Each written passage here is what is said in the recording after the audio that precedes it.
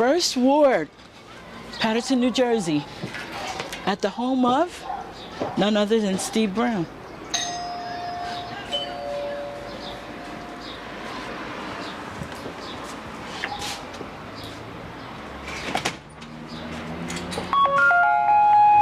Hey, Miss Gallashaw. Hello, Mr. Brown. Today's your day. Today's your day, sir. Come on out. Okay, how you doing? I'm doing just great, Mr. Brown. Okay, good seeing you. This is a great day. This is a beautiful day. Listen, we're here because we want to venture into the life of a champion. We want to talk about real community service. One thing we can say about Lynda Gallashaw is that Lynda Gallashaw knows talent. Wouldn't you say? Absolutely. We're here today with Steve Brown. Steve Brown, what is your full name? Stephen E. Brown. E, what's the E for? Well, you know, that goes way back. There's a big saying about that. I say it was for excellent, but my mom said it was for Edward. So we're going to go with Edward. I like excellent. We're out here today because we want to discuss or show, we want to reflect on the life of a champion.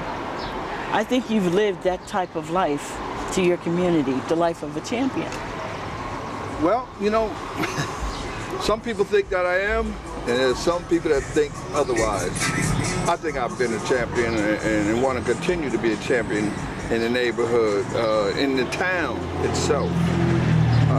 Born and raised here, educated here, worldly experiences here have brought me to this very day of being alive, being here.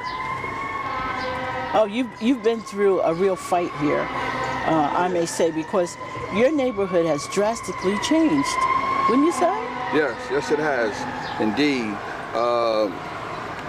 Time has evolved, and so has the neighborhood. I guess the same thing applies to the whole state itself. You know, it's just everything's different. Everything is changing, and some of it for the better, but a lot not so pleasing. I would say that. Now, you are from originally the 4th Ward? Yes, And Governor Street. Oh, Hard Knocks, Fort Knox. Yeah. Well, not then. No? Maybe you could say that now. How was it back then? Back then it was a community. It was a town. It was a big family. And that's what it was when I was there. Shoot fire. I'm smelling smoke right now. Wow. Yeah, something's going on. Something's always going on in the hood, See, right? that's just what I'm talking about. How, you know, how often did you see a fire in a neighborhood 25, 30 years ago? Right. Or police chases in the neighborhood. I mean, how? Loud music. Unbelievable. Where's the quality of life gone? Well, I think what has happened in our town is there's less input by the community, so less output is expected. By that I mean, you know, there was a time when all the policemen lived in Paterson, all the firemen, all the teachers, you know, they lived there. They lived here in Paterson. And now it just changed. It's come to do and be something else. We've gotten away from that. Family values and morals, standards have gone down. Yeah, I could say that. But, you know, again, you know, I'm gonna reflect back a little bit. Family values a while back was the community. You know, Miss Jones to me was Aunt Jones to somebody else. Miss Brown to me was Grandma Brown to someone else. So it was all like relatively connected in some manner, you know, that we were all related, we were all connected. It was more of a village. Yes. Would you say more of a village? And everyone was, who wasn't in the immediate family was Mr. or Miss. There was no, I hardly knew any elders' first names. But their first name was always Mr. or Miss. Steve, tell us about some of your accomplishments. What if you were to describe Steve E. Brown, what would you say about him? Well, I'm a dedicated Patersonian. I've been here all my life. I went to school here, grammar school, high school, college. I've worked here, I paid my dues here, and I've tried to give back everything that was given to me at some form of fashion. I've been a teacher here, I've been a coach here, I've been a mentor here. I think I've been a fairly decent role model for my community. And that's what it's really about. How do you earn the respect of the people? Well, it was kind of easy for me because being in the educational system for so long and being in the community, everybody knew me as Mr. Brown. That's your name. Because of the school system. I have some friends that probably have a difficult time telling you what my first name is, other than Mr. Right, Brown. Right. So, you know. Right. And, that's all you have to say is Mr. Brown. There's no other. We had a little short story where some friends of mine from the football team that came to Paterson to visit me, you know, because when teams come from out of state, you always hook up with somebody that says, hey, when you get Paterson, man, look up Steve Brown or blah, blah, blah.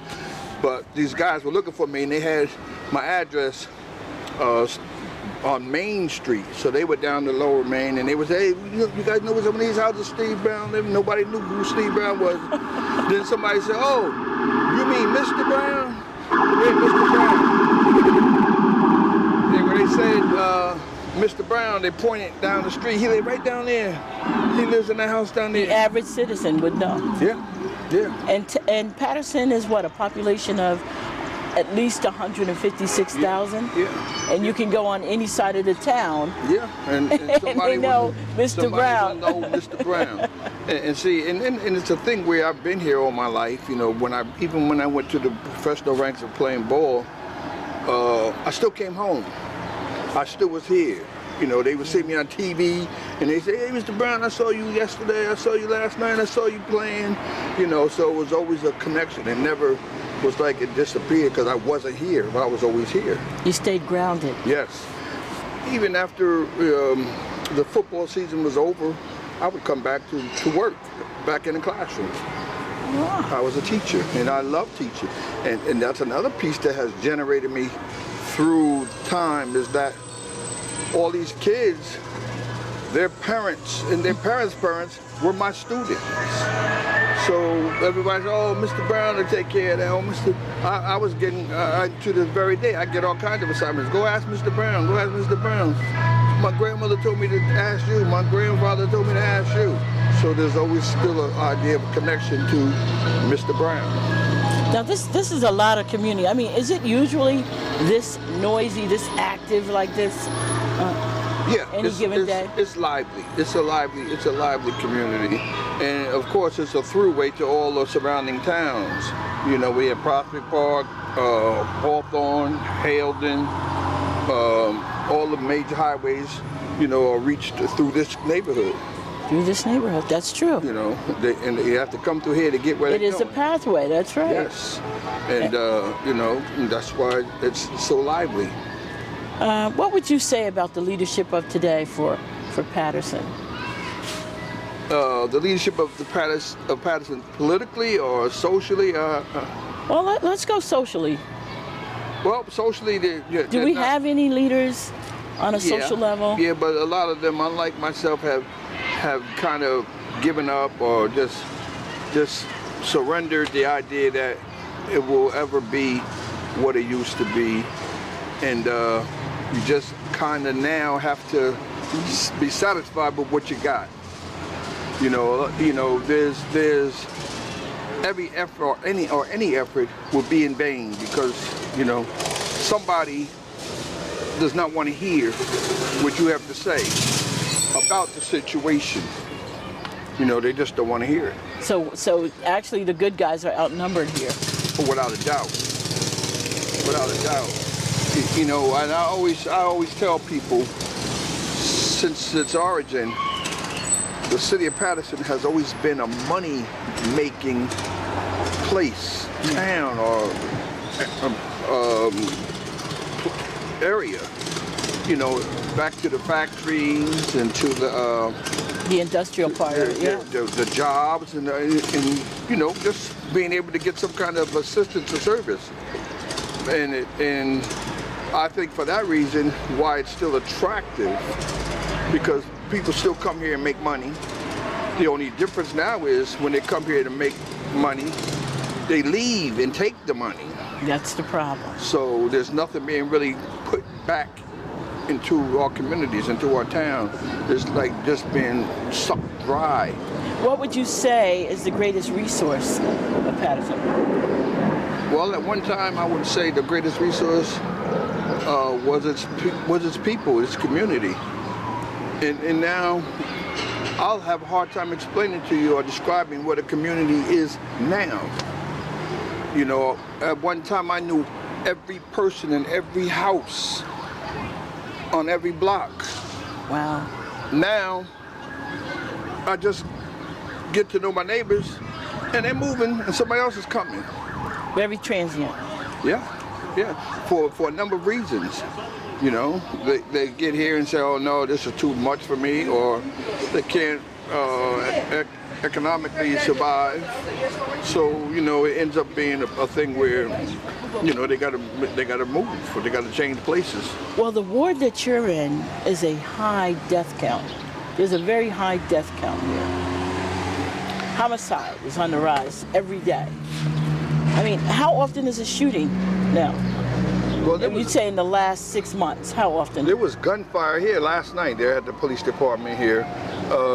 But I think a big part of that is respect for each other, respect for mankind.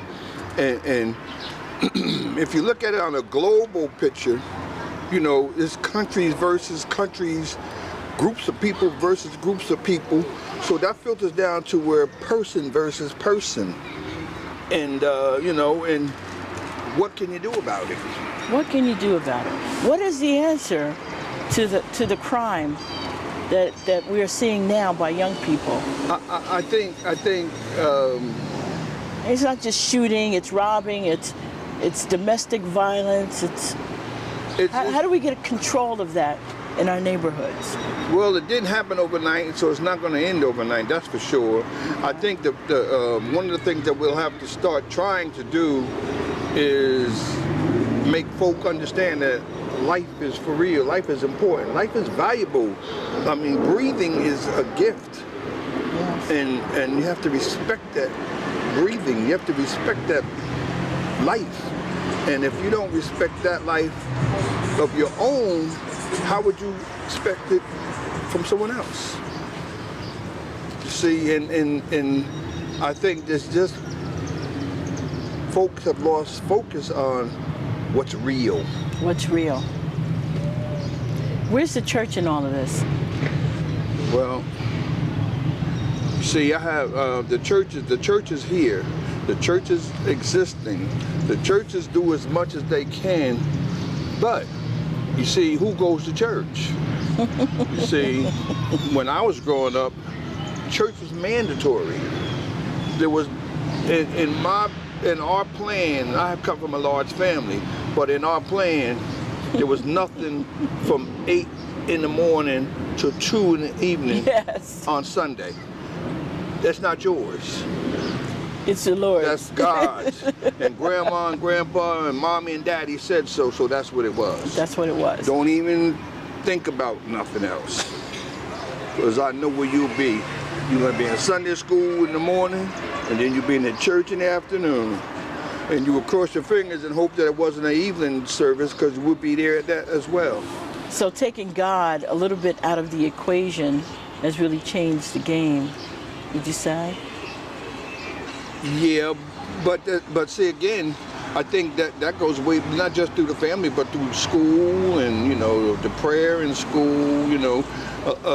Now there's not a so-called round table where you sit at the table and you pray and then you eat, and you talk about what has happened today in school or what happened with your friend or something. That there was some discussions or some clarity on whatever you was thinking. If it was something bad, it got fixed right there. If it was something good, it was addressed and receiving its accolades and went on.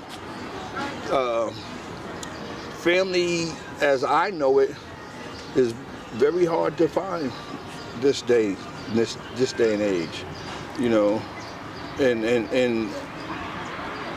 it's kind of funny because my father worked 6-7 days a week, but there was still time for family. You see, now Very important factor. now that's an excuse. Oh, I can't do this, I can't do that, I gotta work.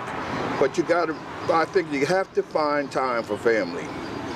In your busy schedule, somewhere you have to have a family interest, a family concern. You see, and that's what makes things happen. I mean, my success in life wasn't just my own. Everybody in my house had a piece in that. Everybody. My brothers and sisters, we woke each other up.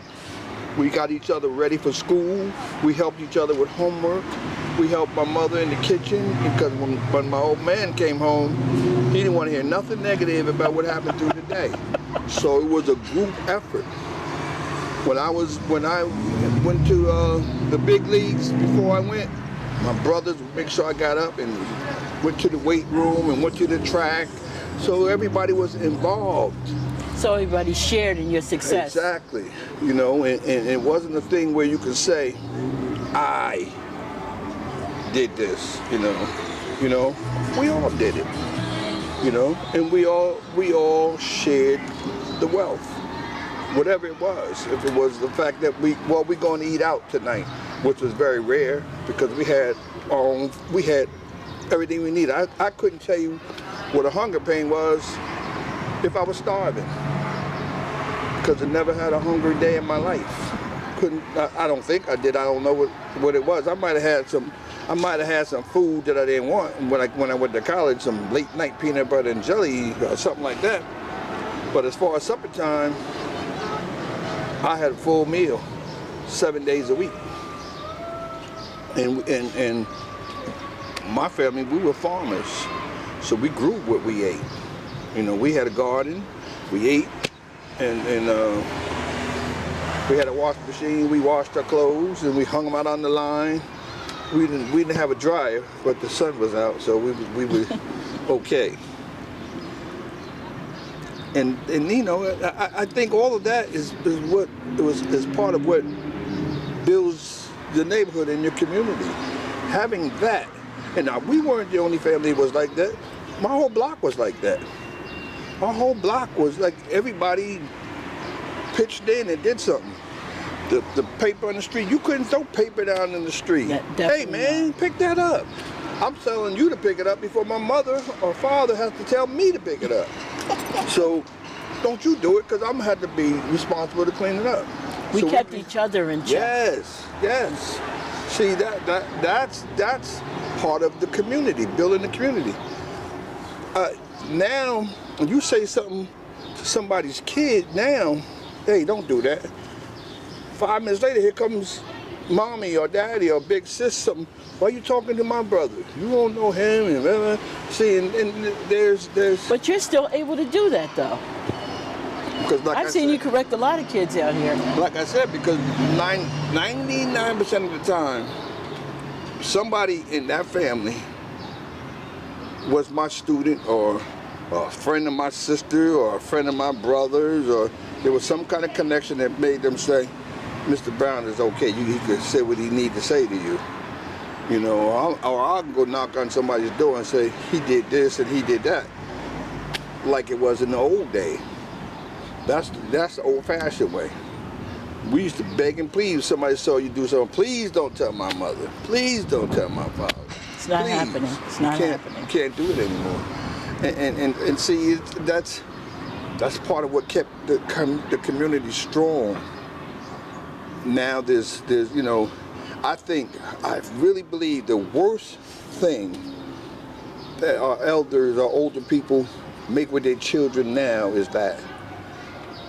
To make the statement that I don't want him to have to go through what I went through. It's okay, right? I want my kids to know what I went through.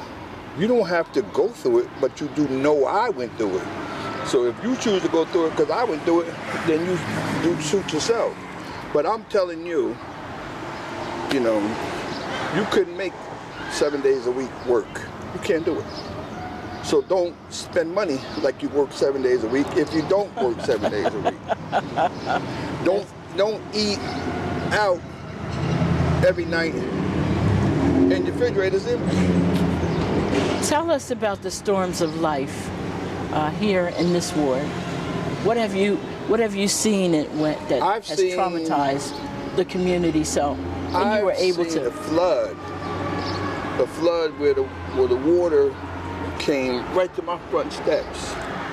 It was the water was so high to where I actually had a garden where we had to harvest the crops real quick and put them on the porch, the front porch, because the water would have ruined it. So we you know, community, we all got together. We started pulling up the collard greens and the cabbage and the peppers and we put it on the front porch.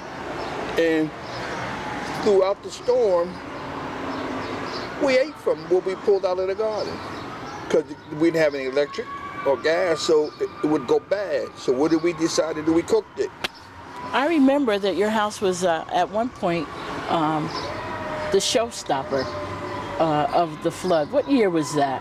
When boats actually had to come in to give food. That was part of the big hurricane, and well, it was funny because my house right here is considered a high ground, so the water stopped at my front yard. Wasn't that something?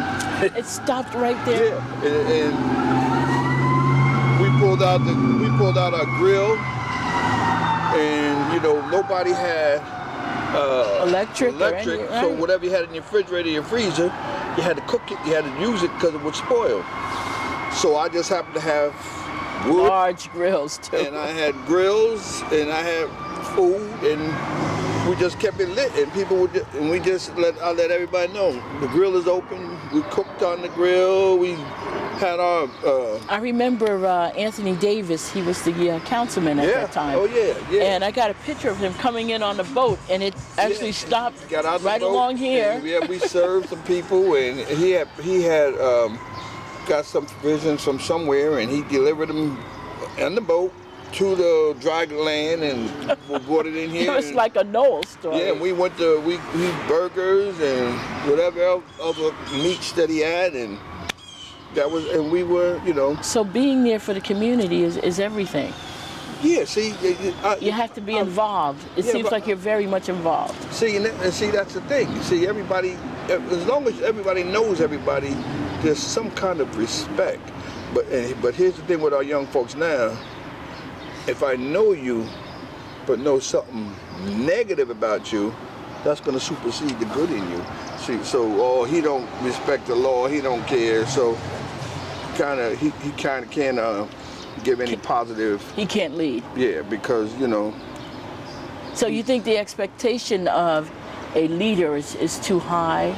Is the bar too high? The expectation of the leader is not supported by everybody. You see, it's funny how I used to say the positive outweighs the negative, but now the negative outweighs the positive. Now,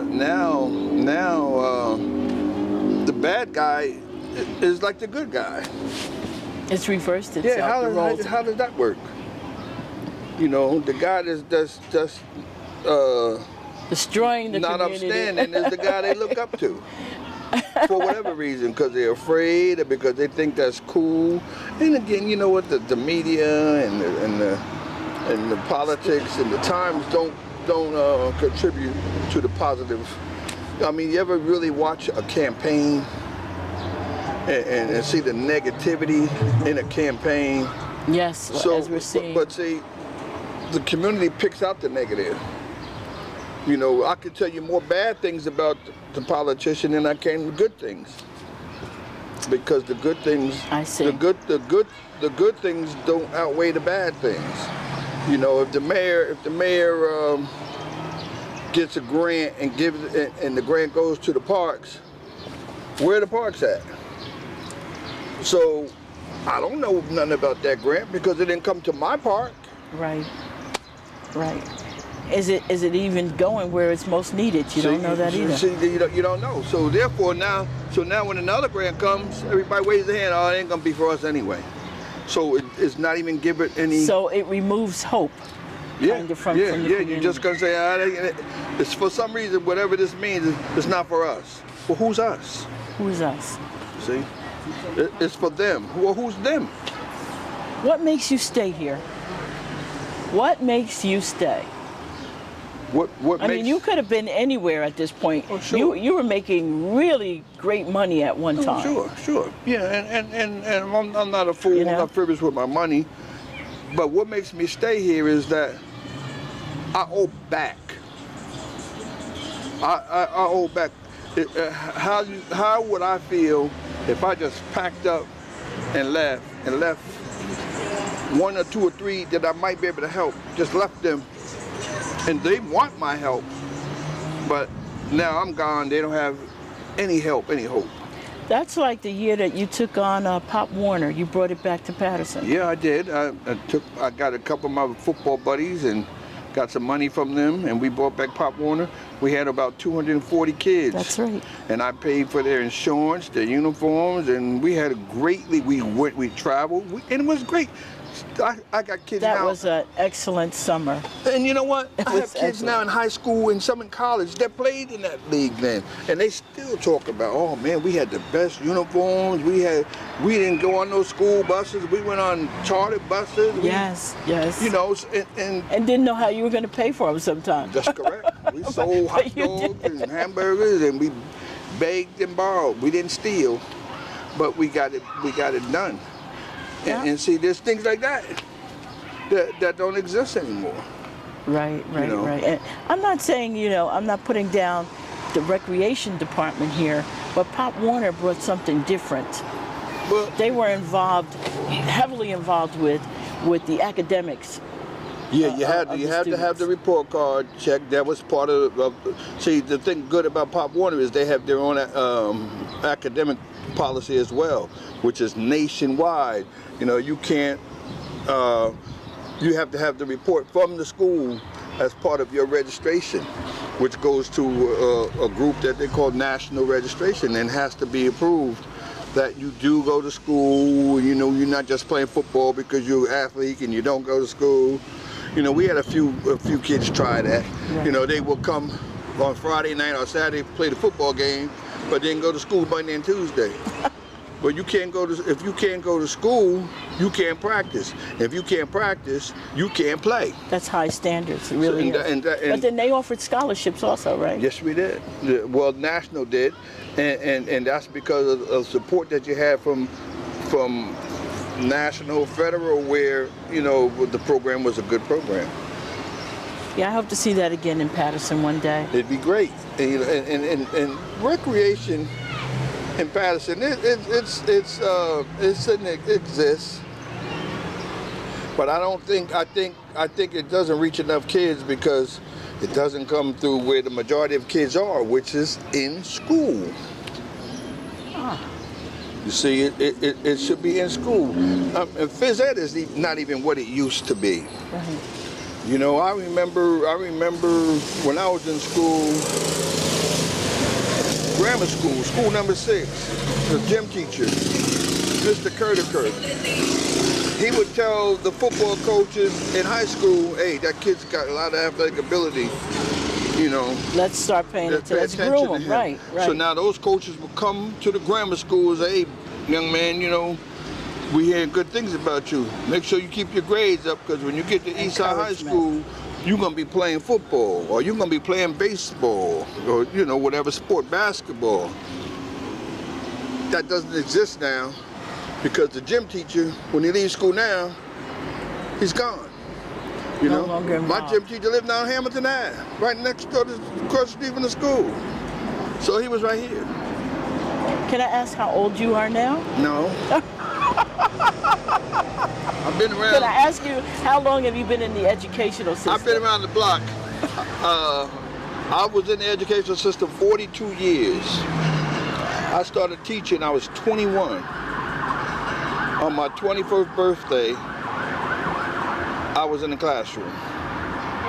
And so I had a lot of friends that were juniors and seniors in high school that were still calling me Steve, because, I'm in college and they were, still like seniors in high school. But we were on the same block or the same community. It took me a while to get a joker to say Mr. Brown, and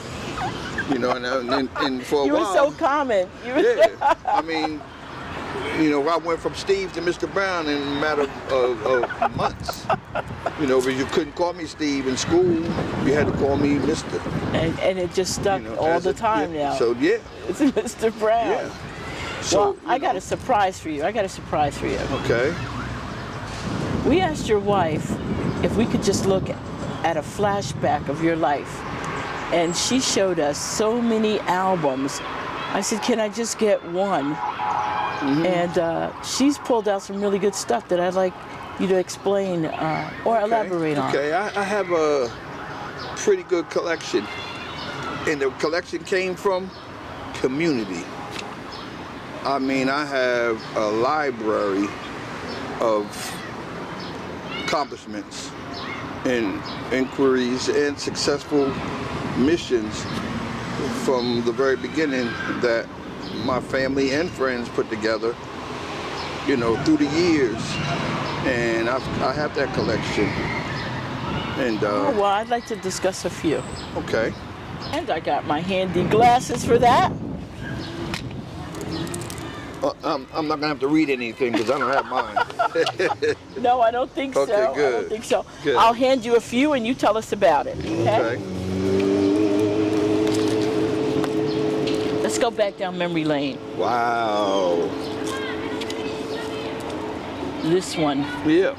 Tell us about that one. This is myself and a buddy of mine, Bruce Harmon. We were freshmen at Eastside High School. That's when the field was connected right to the school. And I was a freshman and Bruce was a freshman and we was on that football team and we were out there. So they were looking at you at what point? Like when did they start looking at you? Oh, I didn't get the real idea of playing football till I got in college. But in high school I was just, everybody in the community was doing some kind of sport. You had to. This is a big book. Yeah, you had to do something in high school. True. Okay. And I guess from there you made it? Yeah, this is my high school diploma. That you still have. From Eastside High School. Yep, the class of 69. 69. We can kind of figure things out there. Yeah. So what year did you get recruited for pro? I finished college in 73. I worked for 74 and 75, and my statistics got around the league. To this very day, I have the Division III sack record. I have 57 sacks. Oh. So that made the big leagues want to have to take a look at me. Oh, this is my football contract for the New York Giants. And that is the team that you sided with? Because I see. You might have in there, I have my World Football League contract. That was the original. I took the World Football League deal because it was a no-cut contract where you on the team. You sign your name and you're on the team. That was just started. This one is the Jets. I went to the Jets before I went to the World Football League, then to the Jets, and then to the Giants. And you still stayed grounded here. Did you eventually marry someone from Paterson, or did you take on this worldly I just was out, you know, marriage came much later, but yeah, I was out there having a good time. Was it someone from home, or did you actually meet someone while you were on the football trail? Well, I did. I had quite a few ventures on the football trail. We'll stop there. Yeah. Thank you. Okay, and this? This is my football from. This is me as a Giant, number 61. I think you have also my college number. I went. Yeah, this is the. This is me in college. I was number 62. I followed the path of my older brother. He was number 62, so I wanted to follow his number. So I kept his number alive, and this was me in college. Yep. Wow. Now your brother played also? My brother played at Howard University. He didn't go pro, but he had the heart, but he didn't have the size. And as a matter of fact, he was my college coach. And believe it or not, so you just came from good stock. My story of going to college was a community story, because I went away. I went to Boston College, and while at Boston College, my father died. Wow. And I had a brother, and two brothers, and a sister in college. And my mother was, you know, the breadwinner at that point. So I decided to come home. And it was Mr. Eason. We had another young man from our community, Twig, God rest his soul, him, Tootie Howell, was guys like that who say, hey, Brown, go up to Wayne Paterson, man, they starting football up there, and you know, you can transfer and go up there. So I did. Let's look at some of the stuff you're doing around here for the community. Well, right now, I think I'm the community mayor. You know, when the live music going, people ring my bell and ask me, could you do this, can you do that? How you doing, buddy? They'll ask me, can you do that? Can you get them to turn the music down? Get I have the pantry here, and the pantry is my own stuff, you know. Oh, large garden. Mr. Brown, you have any extra milk? Mr. Brown, you have any rice? You know, Mr. Brown, you have any sugar? I got it here, sure, here. You share yeah, everything. but you know what? That's the community attitude and idea that I was born and raised with, so I still have that. Let's take a look. Okay. The wood is a story within itself, Ms. Gallashaw. You know, I think back to when it started, how I used to do the wood thing for exercise. I had a 8-pound axe and a 12-pound axe, and I would get the logs or the log pieces, and I'd go to work hammering them and hitting that wood, because that was my means of conditioning and anger management, whatever you want to call it. So I would hit that wood, and before you know it, I had a stack of wood. And as time went by, you know, we always like to cook the grill, and there were some people in the community at hard times and actually had wood stoves, so they would come and ask me for wood. Take what you want, take what you need. And I started, and as time went by, people started coming asking for wood, for heat, for cooking or whatever. And it was again, a family venture. They would come and help stack it or whatever. So the point was that they would have wood. If you worked for the wood, you could take the wood. So, you know, the wood thing became modern thing to do. You know, then as time went by, I ended up getting me a splitter, so I was able to still hit wood, but I was also able to split wood, so I was able to do a little bit more. And even to this very day, people still come by and ask for wood, because now, you know, there's the wood pit thing, and there's the, you know, the cookout thing, and then people like the wood fire is a good cooking fire. So, you know, the wood thing was real good for me and them. So again, I'm looking at what I do with the wood as a community thing as well still. Again, community minded. And that's how it is. You know, in a few more weeks my swimming pool will be up. Again, community minded. You see the kids walking by asking, Mr. Brown, when is the pool going up? And they'll all come and try to help me, you know, get the yard ready to put the pool back up. and they'll swim and have a great time all through the summer. And that's what I do here, and this is my home. This is my garden, and it has fed quite a few people. We started out right here with me and my experiences from the past with getting my garden experiences from my grandpa. In the summertime, when school was getting out, everybody was talking about, oh, we going to work, we going to get a job. And me and my brothers and cousins, we would be crying because we knew we were going down south to Grandpa's farm. We were becoming farm hands. There was no work, wasn't no camp for us. It was that farm, that garden. So I got my experience and skill from an early age of going to the south to my grandpa's farm and farming with Grandpa. So I got a pretty good knowledge of what to do and how to do it. We grow collard greens, cabbage, peppers, onions, tomatoes, broccoli, some herbs, spices, but we grow it all here, and it's the community. People come by, and Mr. Brown, they're still asking me now, Mr. Brown, when are we going to start the garden? When are we going to get this thing growing? And we'll start probably next week. And within about 2 or 3 weeks' time, if you guys come back, you'll see this garden flourishing with green, organic vegetables, and it's for the community.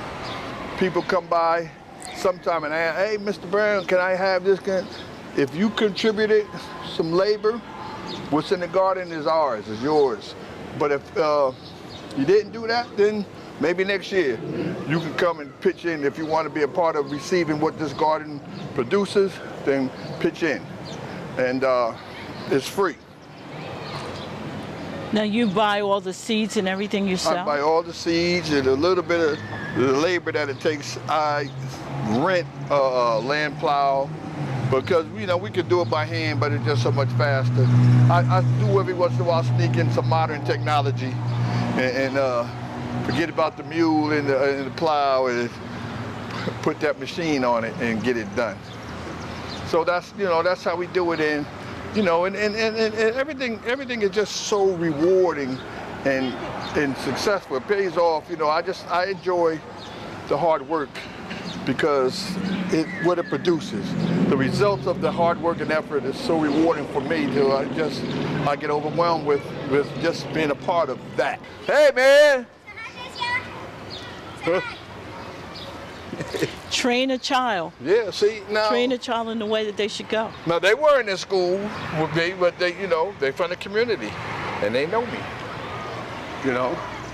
Now, and that's all day. That's all day. Who's that right there? Watch this. Hey, how you doing? Okay. All day. I couldn't sit on this porch. And again, Mr. Brown. Yep. I couldn't sit on this porch and go to sleep if I wanted to, because I got to keep waving and speaking. You know. And it makes you feel okay. I don't think that we have a better example of community than what we have here in the 4th Ward, because these are hard times. And some of our lowest income people live in this area, but they're making it. I just wish it could get a little bit back to what it used to be for me. You know, just to see where your efforts have turned into something positive. Just a little bit, you know, just to know that what you're doing has not been done in vain. You know, this guy, with God's blessing, maybe to get back to the way it used to be, and I just hope that, you know, people will become more receptive of what's real and what we need to be doing. Hey, Mr. Brown. Hello, darling. How are you? I'm good. Hey, baby girl. Hi, ma'am. How you doing? And, you know, there we are. Thanks. Hey, Mr. Brown. Say hi to Mr. Brown. Hey. Hi. Thank you, Mr. Brown, for sharing your legacy with us. Thank you. Thank you for the time. And with God's blessings and the community's awakening, hopefully we will get where we should be, or as close to it as possible, in the foreseeable future. Man, I just hope it could be like that again. Thank you.